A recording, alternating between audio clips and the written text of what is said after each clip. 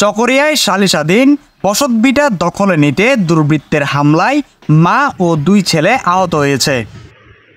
মঙ্গলবার সকাল 10:30টার দিকে পৌরসভার 4 নং ওয়ার্ডের বরামহুরী মৌজার PS 118 নং খতিয়ানভুক্ত জমি দখলে নিতে এই হামলা হয় বলে জানায় ভুক্তভোগীরা। এই ঘটনায় 4 জনের নাম উল্লেখ করে অজ্ঞাতনামা আরও 3 থেকে 4 জনের বিরুদ্ধে চকরিয়া থানায় এজাহার দায়ের করা হয়েছে। এজাহার সূত্রে জানা যায়, বাদী মোহাম্মদ আরিফুল ইসলামের পৈতৃক বসত বাড়িসহ বরামহুরী মৌজার BS 117, 118, 57 ও 58 নং খতিয়ানের জমির ভাগ বন্টন সংক্রান্ত স্থানীয় জনপ্রতিনিধির কাছে সালিশ বিচার চলমান। এরই মধ্যে মঙ্গলবার সকালে হামলা চালিয়ে তাকে সহ তার ভাইকে এবং মাকে আহত করে। এখানে হলো আর বাপ দাদার সম্পত্তি, বাইরের সম্পত্তি নয়। এখানে যখন হাঁস শুরু করতে যাই আব্বা যারা যখন আর বড় ছোট তো বড় করে এসে তখন আর যখন একটু আর্থিকভাবে সচ্ছল হয়ে উঠছি তখন যখন দেখেন হাঁস ঘুরে তখন আর প্রতিপক্ষ শত্রু হাঁস নিজের আপন চাচা ফেরদৌস, রুবেল, সাইদুল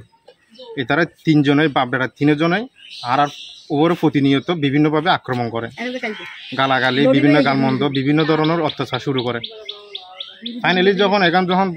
সমস্যা সমাধান নময়, জায়গা সম্পত্তি যখন সমস্যা সমাধান নময় তখন এখান লইয়ানে তারা প্রতিনিয়ত যখন এলাকায় একটা সালিশ বসিল, সালিশের মাধ্যমে এখান যখন একটা এই একার নামা যখন ফাঁসবাই ওয়ারিশগণ তখন তারা নির্ধারিত টাইম দিয়ে নির্ধারিত টাইমের বাইরে যায় আগে আইয়ানে সুন্দর করে কী করিয়ে আর বাধাগ্রস্ত যখন হইয়ে তখন আর উপরে বিভিন্নভাবে আক্রমণ সৃষ্টি করে দিয়ে মারধর করে দিয়ে দা ছুরি বিভিন্ন ধরনের আউটলুক আয় আর উপরে হত্যার সঞ্চয়ে কী করছে আক্রমণ চালাইয়ে মানে বড়ে ওইলে তো ফাইলে যার জায়গা তারা তেরো হাজ গেছি না মানে আর মানা করতে গিয়ে দেবে দূরত আর পরে দাম করে ফেলাই দেন পরে কোদাল দিয়ে দা দিয়ে না কমা গিয়ে পুঁজুর সিলে দিয়ে পোয়া মাঝি করে ইবারে ফেলাই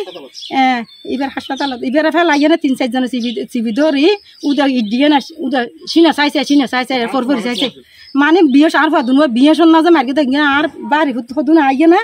চোরাইলে দিতে নইলে আর ফাদুন আজ লাশ করে ফেলাই তো আর ফারা মারতে চোরাইতে গিয়ে আর ফেলাইয়ে না ফেলাই বাই ফেলাইয়ে আর রাত বাই ফেলাইয়ে